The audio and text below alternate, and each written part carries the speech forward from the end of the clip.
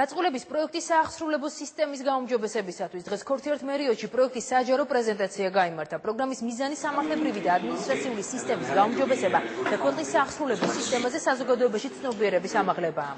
ღონისძიებაში მონაწილეობა იუსტიციის მინისტრის მოადგილემ გიორგი ბაშაძემ, ახსრულების ეროვნული ბიუროს თავმჯდომარემ ნიკა მელიამ და ევროკავშირის წარმომადგენლობის ხელმძღვანელმა საქართველოში ფილიპ დიმიტროვმა მიიღეს.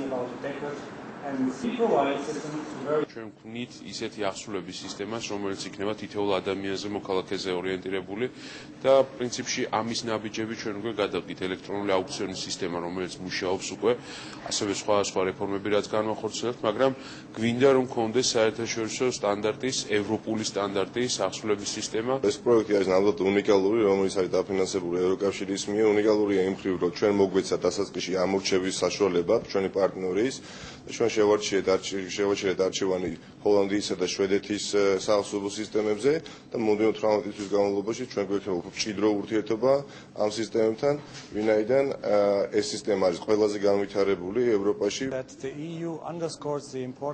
დღეს იწყება ახალი პროექტი, რომელსაც ევროკავშირის წარმომადგენლობა საქართველოში აფინანსებს. ამ პროექტის მხარდაჭერა შევძელით ჩვენს შვედ და ჰოლანდიელ პარტნიორებთან ერთად.